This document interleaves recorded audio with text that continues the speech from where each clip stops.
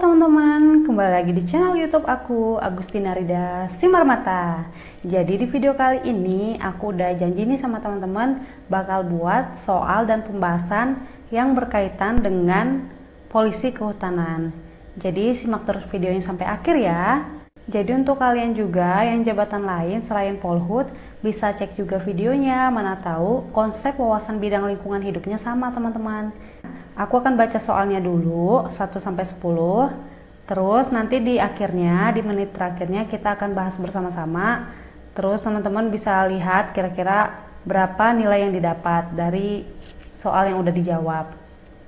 Nah, nanti aku baca satu soal, kemudian aku hitung 10 detik per soalnya. Jadi langsung aja kita ke soalnya, oke?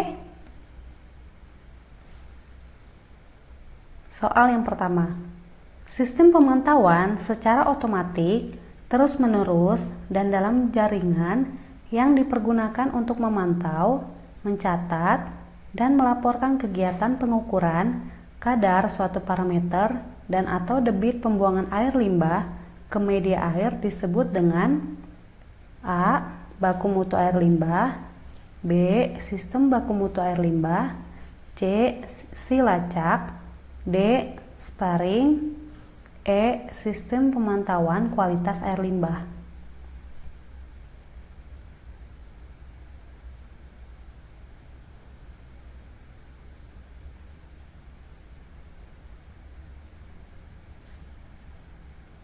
Oke, kita lanjut ke soal nomor 2.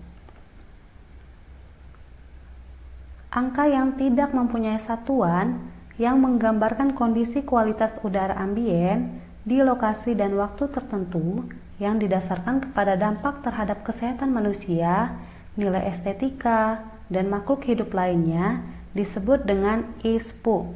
Kepanjangan dari ISPU adalah A. Indeks satuan pencemar udara, B. Indeks standar pencemar udara, C. Indeks standar polusi udara, D. Indeks satuan pencemaran udara, E. Indeks standar pencemaran udara.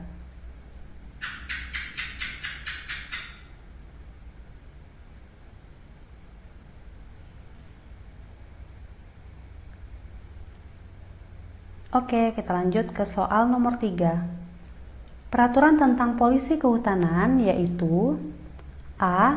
Permenhub nomor P56 garing Menhub strip 2 garing 2014, B. Permenhub nomor P75 garing Menhub strip 2 garing 2014, C. Permenhub nomor P56 garing Menhub strip 2 garing 2014, yang D.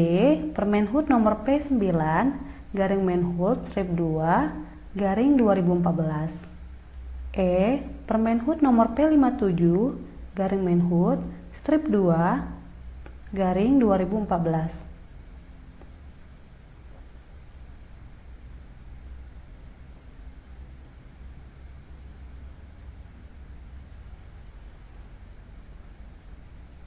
Oke, kita lanjut ke soal nomor 4.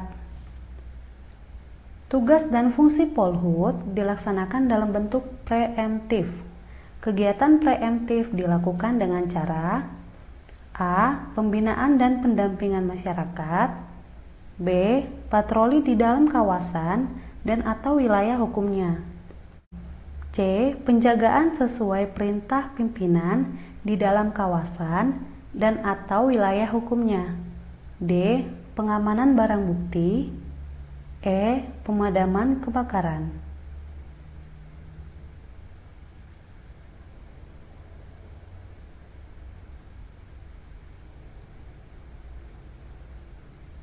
Oke, kita lanjut ke soal nomor 5. Jadi di sini ada 5 pernyataan ya teman-teman. Yang pertama, operasi penegakan hukum. Pernyataan kedua, pengumpulan bahan keterangan. Pernyataan ketiga, identifikasi kerawanan, gangguan, dan ancaman. Pernyataan yang keempat, penyadartahuan dan penyuluhan. Pernyataan yang kelima, penangkapan tersangka dalam hal tertangkap tangan. Dari jenis kegiatan di atas, atau pernyataan yang kelima tadi, manakah yang termasuk kegiatan represif? A. 125, B. 134, C. 345, D. 245, E. 234.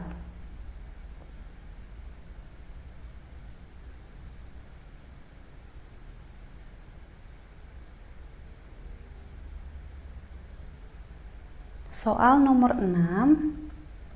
Suatu keadaan karhutla berpotensi bencana yang merupakan peningkatan eskalasi ancaman yang penentuannya didasarkan atas hasil pemantauan yang akurat oleh instansi berwenang dan juga mempertimbangkan kondisi nyata atau dampak yang terjadi di masyarakat. Status kesiagaan di atas adalah A. Siaga 1, B. Siaga 2, C. Siaga 3, D.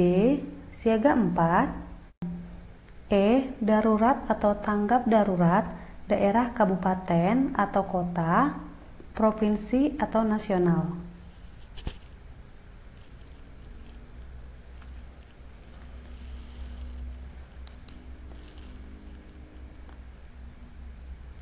Oke, kita lanjut ke soal nomor 7.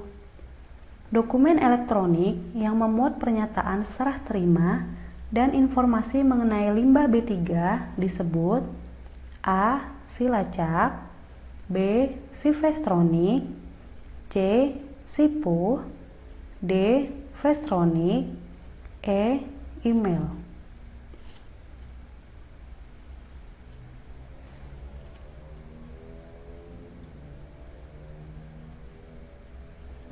Lanjut ke soal nomor 8. Di sini ada 5 tahap.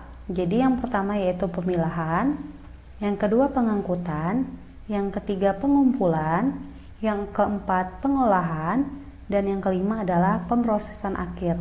Pertanyaannya, urutan dalam melakukan penanganan sampah rumah tangga dan sampah sejenis sampah rumah tangga adalah A.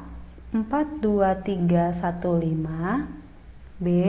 12345, C. 23145, D. 43215, E. 13245.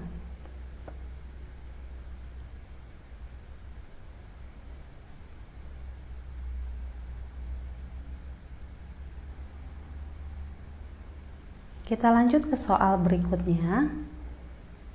Soal nomor 9, keikutsertaan masyarakat mitra Polhut atau disebut dengan MMP dalam perlindungan hutan dilakukan dalam bentuk berikut, kecuali A. Membantu polisi kehutanan dalam mengamankan sarana prasarana perlindungan hutan, B. Melakukan patroli bersama-sama polisi kehutanan di kawasan hutan, C. Menangkap tersangka dalam hal tertangkap tangan dan mengamankan barang bukti untuk segera diserahkan kepada polisi kehutanan atau kepada penyidik PNS kehutanan terdekat. D. Membantu melakukan sosialisasi dan penyebaran informasi kehutanan. E. Melakukan penanggulangan konflik satwa liar.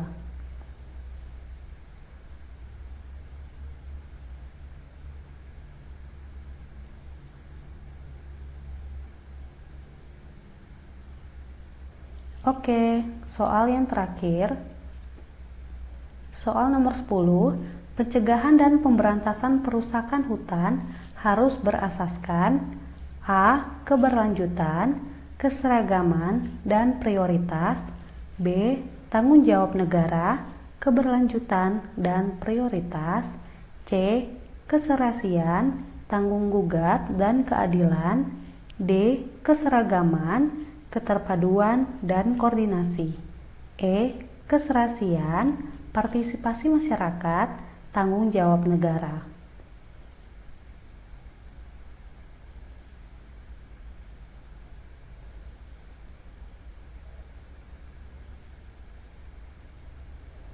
Oke teman-teman, Sekarang mari kita bahas satu persatu. Jadi teman-teman bisa cek dapat nilai berapa ya dari 10 soal ini. Pembahasan nomor 1, sistem pemantauan secara otomatis, terus-menerus, dan dalam jaringan yang dipergunakan untuk memantau, mencatat, dan melaporkan kegiatan pengukuran kadar suatu parameter dan atau debit pembuangan air limbah ke media air disebut dengan. Jawabannya adalah D, sparring. Pembahasannya bisa dilihat dari Permen LHK nomor P80 tahun 2019, yaitu tentang perubahan atas Peraturan Menteri Lingkungan Hidup dan Kehutanan nomor P93/2018 tentang pemantauan kualitas air limbah secara terus-menerus dan dalam jaringan bagi usaha dan atau kegiatan. Jadi sparring itu adalah sistem pemantauan kualitas air limbah secara terus-menerus dan dalam jaringan ya teman-teman. Oke, kita lanjut ke soal nomor 2. Di sini, angka yang tidak mempunyai satuan yang menggambarkan suatu kualitas udara ambien di lokasi dan waktu tertentu yang didasarkan pada dampak terhadap kesehatan masyarakat, nilai estetika dan makhluk hidup lainnya disebut dengan ISPU. Jadi kepanjangan ISPU itu yang benar adalah Indeks Standar Pencemar Udara. Jadi pembahasannya bisa dilihat dari Permen LHK nomor P9 tahun 2018 tentang kriteria teknis status kesiagaan dan darurat kebakaran hutan dan lahan. Nah, inilah dia ISPU-nya teman-teman. Oke, kita lanjut. Jadi peraturan tentang polisi kehutanan yaitu B ya teman-teman, yaitu Peraturan Menteri Kehutanan Republik Indonesia nomor P75 tahun 2014, yaitu tentang polisi kehutanan. Jadi untuk jabatan polisi kehutanan ini harus diingat ya teman-teman, mau kalian di KLHK, mau kalian di Dinas Kehutanan Provinsi, ini harus diingat. Kemudian dilanjut ke pembahasan soal nomor 4, tugas dan fungsi Polhut dilaksanakan dalam bentuk preemptif. Kegiatan preemptif itu dilakukan dengan cara, jadi jawaban yang benar adalah A, pembinaan dan pendampingan masyarakat. Nah, pembahasan ini bisa dilihat di Permenhub nomor P75 tahun 2014 tentang polisi kehutanan. Di sini ada kegiatan preemptifnya ya teman-teman, dilakukan dengan cara pembinaan dan pendampingan masyarakat. Jadi kalau yang lainnya ini itu bukan termasuk kegiatan preemptif. Oke, nanti bisa dibaca lagi ya teman-teman. Nah, ini yang pembahasan soal nomor 5. Jadi jenis kegiatan di atas manakah yang termasuk kegiatan represif? Jadi sama teman-teman, bisa dilihat dari Peraturan Menteri Kehutanan P75 tahun 2014 yaitu tentang polisi kehutanan. Jadi yang represif itu adalah 1, 2, dan 5. Operasi penegakan hukum, kemudian pengumpulan bahan keterangan, dan penangkapan tersangka dalam hal tertangkap tanam. Jadi kalau penyadar tahunan ini tadi kegiatan bisa dilihat sini, kalau penyadar tahunan ini itu termasuk kegiatan preemptif. Kalau kegiatan represif itu di sini ya teman-teman. Ini ada berapa kegiatan nih? 5, 6, 7. Ada 7 kegiatan. Jadi ini harus dibaca karena polisi itu ada bentuknya ada 3, preemptif, preventif, dan represif bentuk kegiatannya. Kemudian kita lanjut ke pembahasan soal nomor 6. Suatu keadaan karhutlah berpotensi bencana yang merupakan peningkatan eskalasi ancaman yang penentuannya didasarkan atas hasil pemantauan yang akurat oleh instansi berwenang dan juga mempertimbangkan kondisi nyata atau dampak yang terjadi di masyarakat. Status kesiagaan di atas adalah, jadi ini adalah termasuk siaga 1 ya teman-teman. Untuk pembahasannya, kalian bisa buka Permen LHK nomor P9 tahun 2018, yaitu tentang kriteria teknis status kesiagaan dan darurat kebakaran hutan dan lahan. Jadi ini statusnya teman-teman, ada 3 ya, maksudnya ada 4, siaga 3, siaga 2, siaga 1, dan darurat atau tangkap darurat. Jadi tadi termasuk ke siaga 1. Ini ya teman-teman. Kemudian pembahasan soal nomor 7, dokumen elektronik yang memuat pernyataan serah terima dan informasi mengenai limbah B3 disebut Flashtronic. Jadi pembahasannya bisa dilihat dari Permen LHK nomor P4 tahun 2020. Ini peraturan yang baru ya teman-teman, jadi harus dibaca juga. Mana tahu nanti ada juga yang keluar dari sini, yaitu tentang pengangkutan limbah bahan berbahaya dan beracun atau limbah B3. Nah, ini dia Flashtronicnya teman-teman. Jadi Flashtronic itu adalah manifest elektronik pengangkutan limbah B3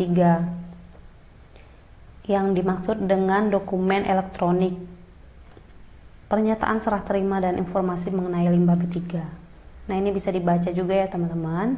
Kemudian lanjut ke pembahasan soal nomor 8. Jadi langsung aja ke pertanyaannya. Urutan penanganan sampah rumah tangga dan sampah sejenis sampah rumah tangga yaitu, jadi jawabannya adalah E, 1, 3, 2, 4, 5. Satunya pemilahan, di sini ada pemilahan. Kemudian 3-nya pengumpulan, di sini ada pengumpulan. Kemudian urutan ketiga ada nomor 2 pengangkutan. Kemudian yang keempat di sini tetap 4 ya, pengolahan dan pemrosesan. Jadi inilah penanganan sampah rumah tangga dan sampah sejenis sampah rumah tangga. Inilah prosesnya ya teman-teman. Lanjut ke soal nomor 9. Keikutsertaan masyarakat mitra Polhut atau MMP dalam perlindungan hutan dilakukan dalam bentuk berikut kecuali.